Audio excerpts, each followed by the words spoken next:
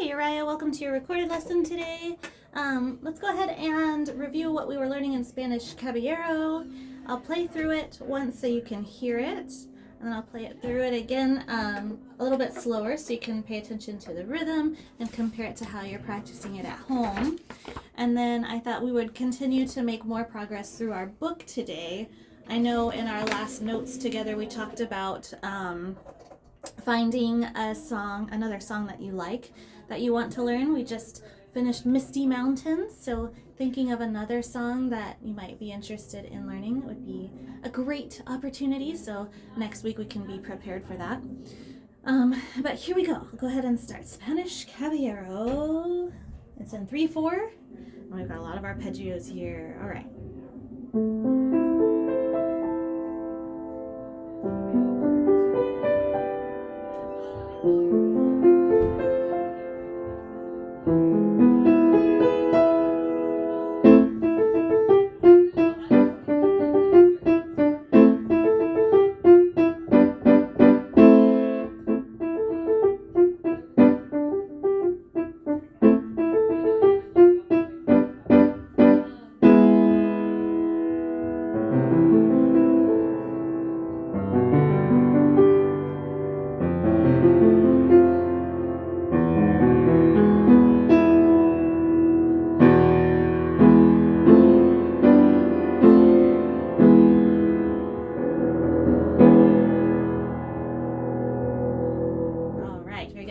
Fermata at the end, so we just kind of hold it until it feels natural to let our hands up off the piano again. Okay, so I took that pretty fast, but it does say it's supposed to be allegro, which means the tempo, the speed at which we play, the tempo needs to be allegro, which is Italian for fast and lively. But we always add speed at the last. Speed is always the last thing we add. So let's go ahead and run through it one more time. I'm going to go slow, and I'll point out any tricky parts that I think will be helpful for you.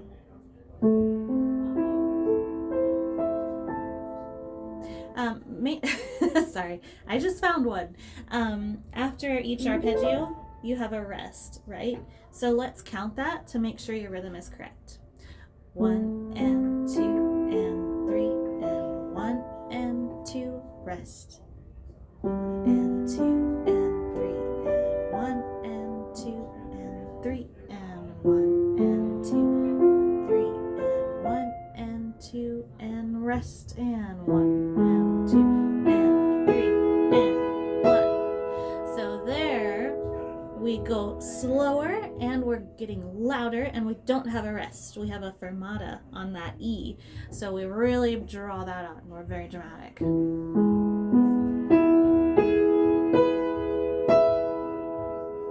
And then we go in with the a tempo, so back to the original tempo. We're not slowed down anymore. 1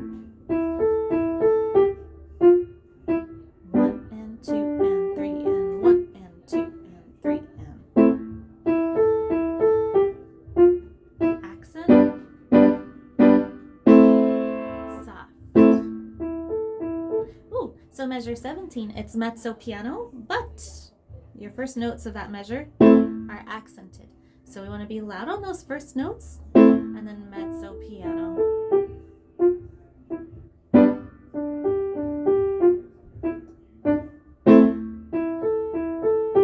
So those accents are sudden.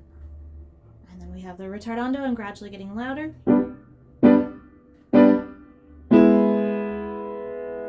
there, on measure 22, 23, measure 24, we have the option to either press the left-hand notes with our 2 and our 4, or our 1 and our 3.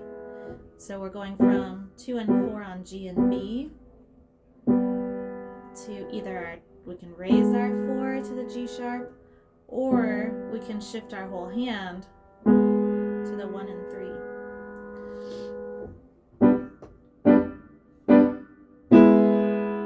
That, or the other option. This feels more natural to me, even though it's more moving.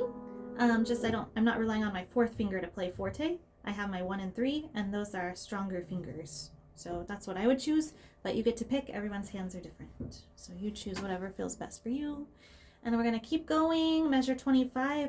We're going to go back to our arpeggios, but it says both hands are playing an octave lower. So we want to make sure instead of here, with middle C here, we want to go down an octave lower than what's written.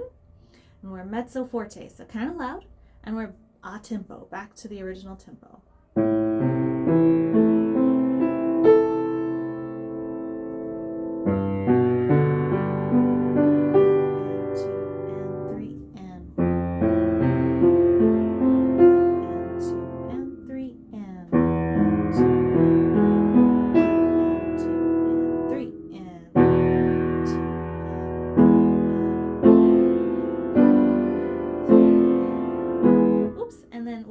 Our pedal that whole line through.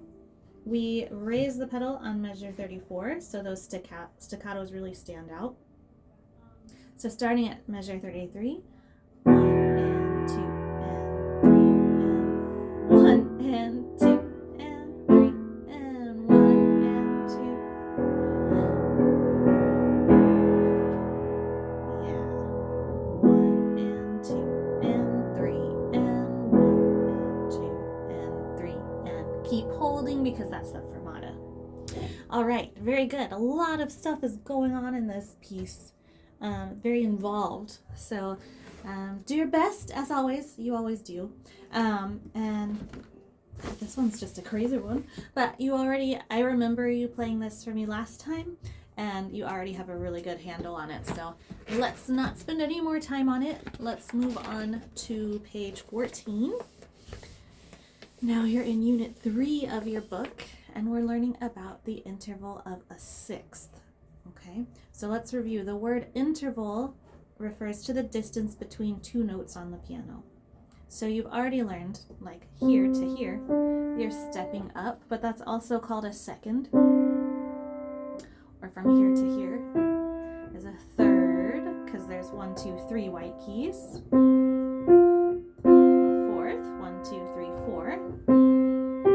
Fifth, 1, 2, 3, 4, 5. And now we're learning our sixth. So for a sixth, in order to play a sixth, we either need to raise our pinky or we need to lower our thumb because we only have 5 fingers, right? So in order to play a sixth, either raise the pinky or lower the thumb. Yeah. Okay, so for this song, the 6th hour, this is like a warm-up. This one is just introducing sixth for the first time. So we have our 1 and 5, and it says 1 and 5 again, but if you notice, your top note is raised up to A now instead of G. So that means our pinky has to move to hit that sixth, and then it comes back down. And now our thumb has to move down. Okay. Excuse me, let's do that again. We have our 5th, middle C and G. Now our right hand pinky is going to go up to A. Then we're going to go back to C and G. Now our thumb is going to move down to B. And now our left hand is going to copy that pattern. So pinky on bass C, your thumb is on G. Now our thumb is going to raise up to A. Back to your 5th. Pinky's moving down to B. Okay. Makes for a really nice sounding song. Let's do that one more time. I'm going to do it a little bit faster. 1, 2, 3, 4. 1, 2, 3, 4. 1, 2, 3, 4. 1, 2, 3, 4. Very good. All right, next line of music. Doing the same thing, we're just at quarter notes and they're staccato now, so a little bit faster. We're going to play it slow though to help you understand.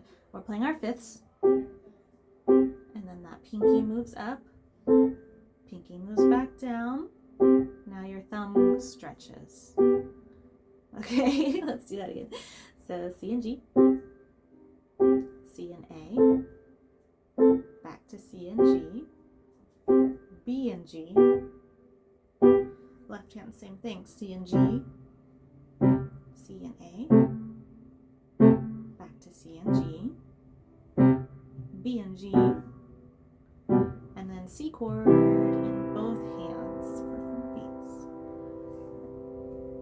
Okay, I'm gonna play it again all the way through just so you can hear what it sounds like.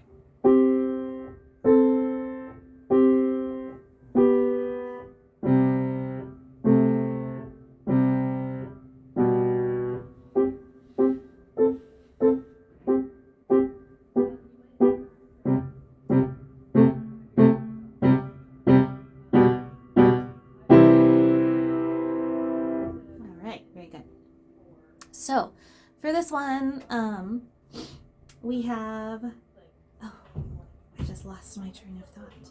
Oh, this is what I was going to say. When we're playing sixths and we're going back and forth from fifths to sixths, it's really important to keep that nice bouncy hand position. Really relaxed wrists, okay? If we keep our wrists really rigid, and we just try to stretch our pinky by itself, that's going to cause tension all the way up your forearm, all the way up into your shoulder. So we want to make sure we keep our wrists really relaxed, so then we're just kind of letting gravity do the work when we're doing those sixths, right?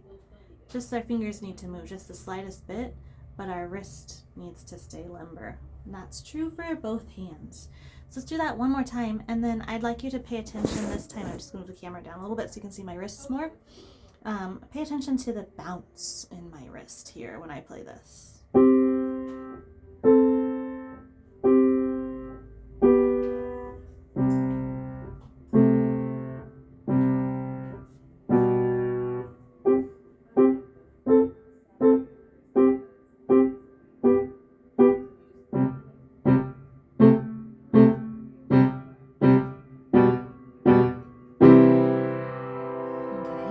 So, and my shoulder stays level and relaxed. It's only, the movement's happening at my wrists. It's not happening all the way up my shoulder. So make sure your shoulders aren't creeping up to your ears. They're staying nice and level and relaxed. Arms should be relaxed. It's just your wrist lifting. That last part with your left hand, it grows louder, crescendo. It's really tempting to stiffen up because now we're going into forte and playing louder, but just let gravity do that work for you. So don't tense up to hit harder. Raise your wrist instead.